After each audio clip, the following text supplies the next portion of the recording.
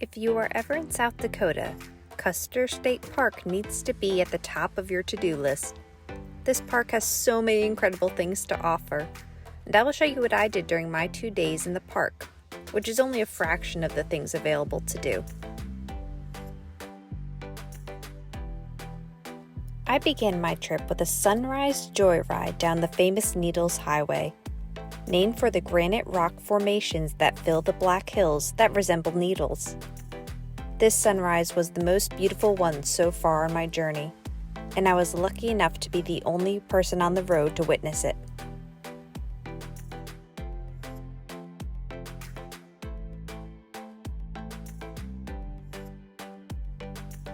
This 14-mile highway takes you to Needles Highway Tunnel, which is a tiny tunnel that was barely wide enough to fit my car. So be sure to check out the website for the dimensions on it before you attempt to pass through. You don't want that regret.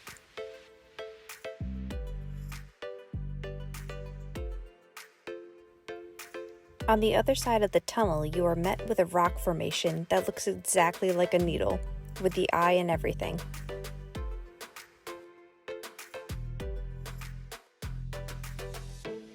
Continuing down the road takes you to Sylvan Lake, where you could enjoy fishing or other water activities. This is also where you can find the trailhead for Black Elk Peak, which is the highest point in South Dakota at 7,242 feet. This 6.5-mile trail takes you through the forest, highlighting the little beauties that can be observed around every corner, from the wildflowers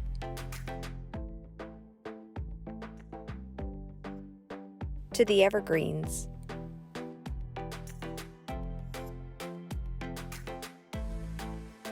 to the creeks,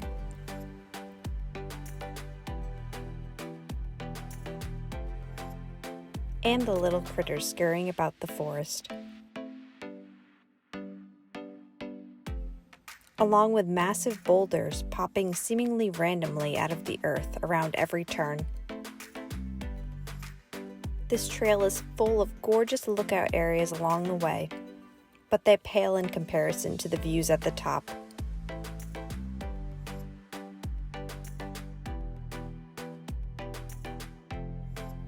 But to get to the top, you have to do quite a bit of stairs.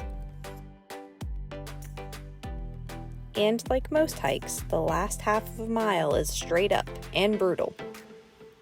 Now, I had not done my research before doing this hike and was surprised to be met with a man-made lookout tower called Harney's Lookout, which was built in 1939. This lookout has stairs that you could climb to get panoramic views of the surrounding areas.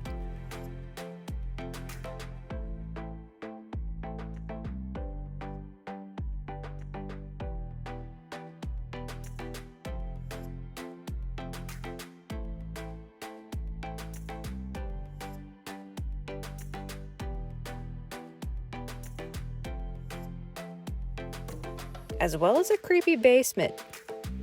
The door kept on creaking and slamming from the wind, which made my heart jump every single time.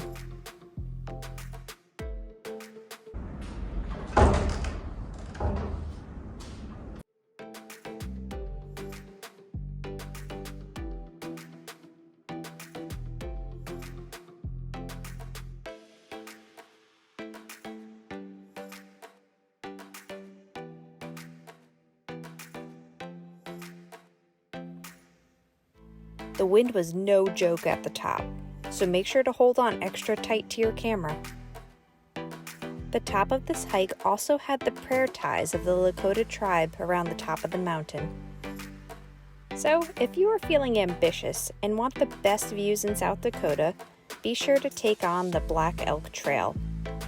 Now, this trail was interwoven with a few other popular trails in the area, and I was able to take a different way back from the way I came up. And I got a view of the Cathedral Spires trail, which is another popular trail in the area, which takes you through the granite needles.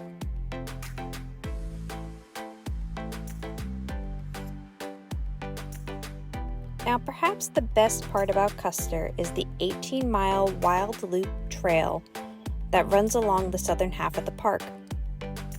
This road feels like a safari adventure as you slowly drive through the park in search of bison, prairie dogs, deer, sheep, or elk. But let's be honest, you go for the bison. I was lucky enough to get up close and personal with a few different herds. But one herd I spent about an hour observing, and let me tell you, I witnessed an entire drama unfold. So here's what happened. This massive male bison, called a bull, that you could see on the left side of the screen, was standing really close to a female bison called a cow, clearly not letting her out of his sight. Every time she moved, he was right there next to her. See? She just moved and he was right there. So they went along like this for a while.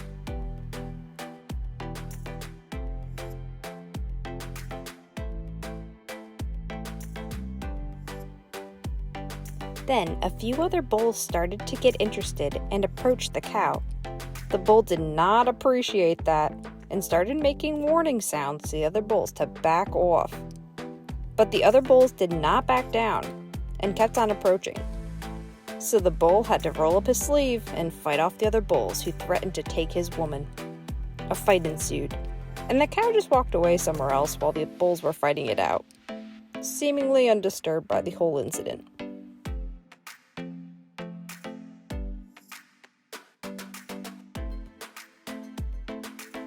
Other bulls quickly surrounded the fight, creating a scene of chaos.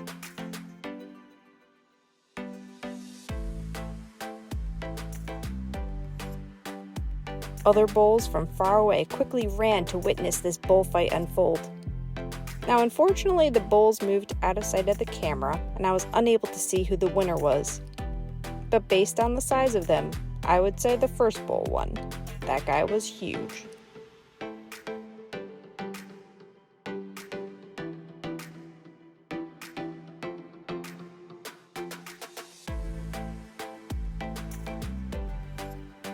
The rest of the herd was peacefully munching away at grass, or stopping traffic to get some milk in the middle of the road, or rolling in the dirt, which is actually called wallowing. This shakes off the flies, aids in shedding fur, and leaves behind a scent during the mating season. These massive, near-threatened creatures are so much fun to watch. Just make sure to keep your distance and never approach one, no matter how cute they look. If you like travel content, make sure to subscribe. I'll be posting every Tuesday and Friday. Thank you for watching, and I will see you next time from my favorite state, Wyoming.